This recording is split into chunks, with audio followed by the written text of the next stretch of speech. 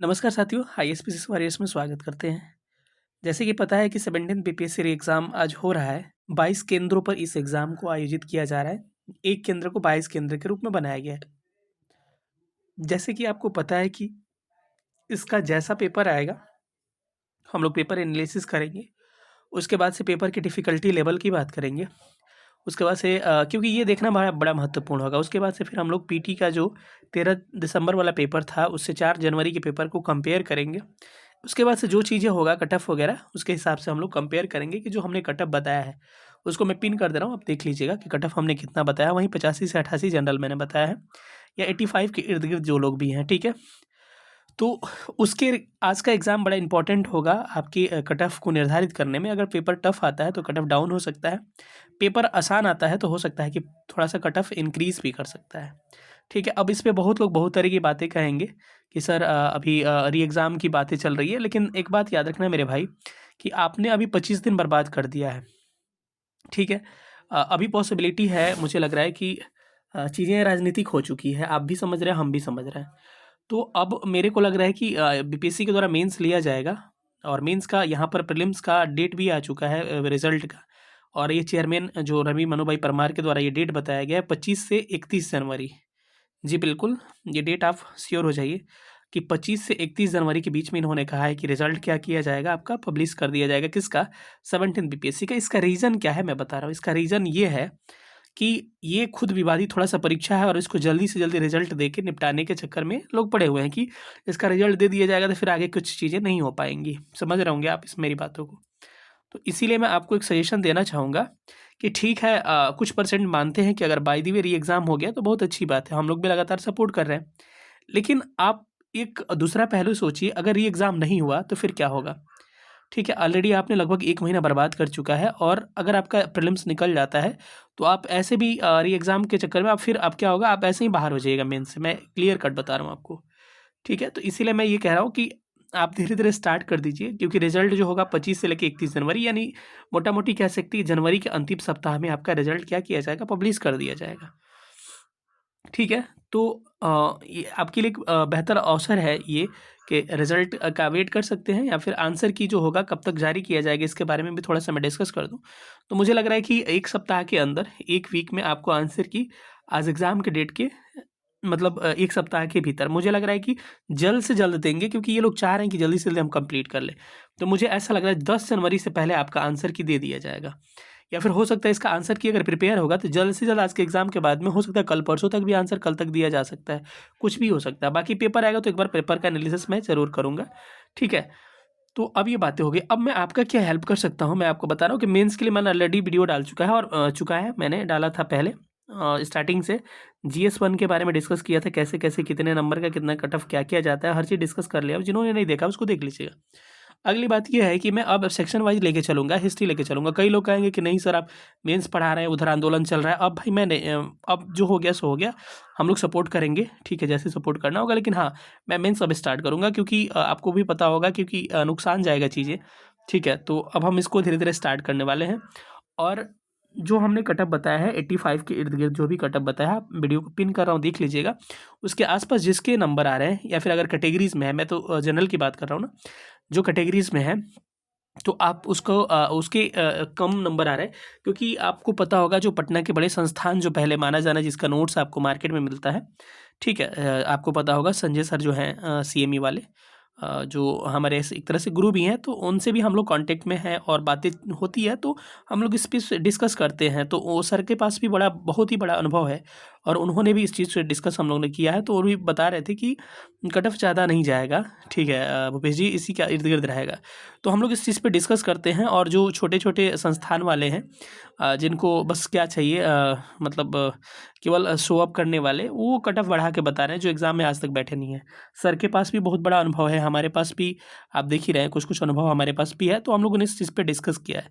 तो 85 के इर्द-गिर्द जिनका भी नंबर आ रहा है, मतलब आप सोचिए, आपका रिज़ल्ट मैक्सिमम पॉसिबिलिटी 80% कि आपका रिजल्ट हो जाएगा, ठीक है।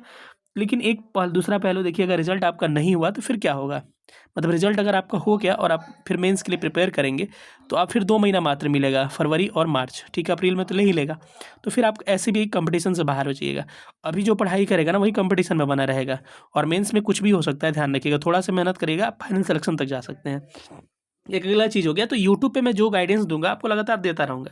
लेकिन बहुत सारे बच्चों ने कहा है कि पर्सनल गाइडेंस के लिए, कि पर्सनल गाइडेंस चाहिए सर, आंसर राइटिंग प्रोग्राम, तो मैं एक पहलू स्टार्ट कर रहा हूँ, संभवतः 10 जनवरी तक, ठीक है।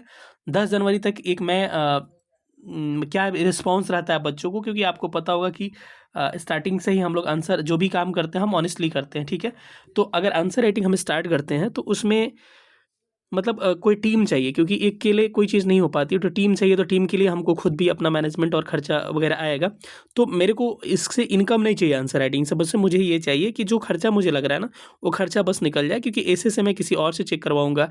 हिंदी इंग्लिश का अलग होगा, चेक करने वाले टीचर्स होंगे, तो जो मैं करवाऊँगा, और पर्सनल मेरे गाइडेंस में ही हर चीज़ें होंगी। तो आप मेरे चीज़ पहले भी देख चुके हैं कि जो भी मेरा कंटेंट होता है जेन्युइन होता है, और मैं क्लियर कट बातें करता हूँ, ठीक है। तो आपको मैं सेक्शनल से स्टार्ट करके आपको एकदम बड़े स्तर पे लेके जाऊँगा, और सबसे बड़ा इसमें पॉजिटिव इम्पैक्ट आपको ये मिलेगा कि मैं एक-एक बच्चा से पर्सनली इंटरेक्ट करूँगा, और उसमें आपको क्या दिक्कत आ रहा है, वो मैं डायरेक्टली आपसे कॉन्टैक्ट करके मैं उसको रिज़ॉल्व करने की कोशिश करूँगा। ठीक है, एक व्हाट्सएप ग्रुप बनेगा, उस व्हाट्सएप ग्रुप में आप क्या करिए, एक समय दिया जाएगा। संभवतः मैं 10 तारीख से इसका रख रहा हूँ डेट, कि 10 तारीख से हम लोग इसको स्टार्ट करने की कोशिश करेंगे। तो एक आपको समय दिया जाएगा कि इस समय के बीच में, इस समय आपको पेपर दे दिया जाएगा व्हाट्सएप ग्रुप में, वहाँ से अपना कॉपी लिख के स्कैन करके, और एक 3 घंटे का टाइम, या फिर जो भी टाइम होगा हम लोग दे देंगे, इसके बीच में आपको हमको स्कैन करके भेजना है। उसमें मैं क्या करूँगा आपको, कि उसका रिस्पॉन्स जैसा भी होगा, आप कहाँ सुधार कर सकते हैं, और पर्सनली आपको जो प्रॉब्लम आएगा, कैसे हम चीज़ों को स्टार्ट करें एकदम ज़ीरो लेवल से हम, क्योंकि मान के चलिए ये केवल आंसर राइटिंग प्रोग्राम नहीं होगा।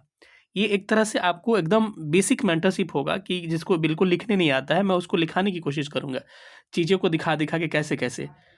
आपको अंत तक ऐसी चीज़ों पे लेके चला जाऊँगा कि आप खुद में अपने आप से बिलीव नहीं कर सकते हो।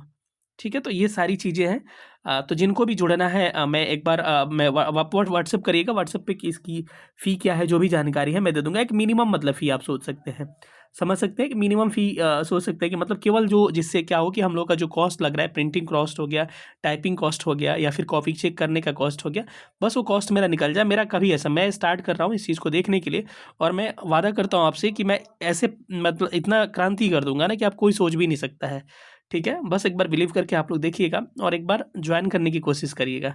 ठीक है? और बस आप अंदाज़ा लगा सकते हैं, जो बड़ा-बड़ा संस्थान है उसकी तुलना में 1/3 या 1/4 मैं फ़ी रखने की कोशिश करूँगा, ताकि बस हम लोग का क्या हो, हम लोग का जो कॉस्ट लग रहा है वो निकल जाए। मैं एक नंबर दे रहा हूँ, कॉन्टैक्ट नंबर, उस पे व्हाट्सएप आप कर सकते हैं। व्हाट्सएप करके आप क्या करिए हमसे, बस आप बस आप मतलब बताइएगा कि सर हम मेंटरशिप प्रोग्राम से जुड़ना चाहते हैं, या फिर आंसर राइटिंग प्रोग्राम से जुड़ना चाहते हैं। ठीक है? तो एक व्हाट्सएप नंबर आपको मैं पब्लिक कर रहा हूँ, क्योंकि आपके डिमांड पे मैं कर रहा हूँ। मेरा कभी भी ऐसा प्लानिंग नहीं था। लेकिन बहुत सारा मैसेजेस, बहुत सारे कॉल्स, बहुत सारे कमेंट्स वगैरह आते हैं कि प्लीज़ सर, बहुत सारे स्टूडेंट्स हम लोग से जो पढ़े हुए हैं वो लोग कह रहे हैं। तो मैं एक आपको नंबर दे रहा हूँ, उस नंबर पे आप एक बार मैसेज कर लीजिएगा।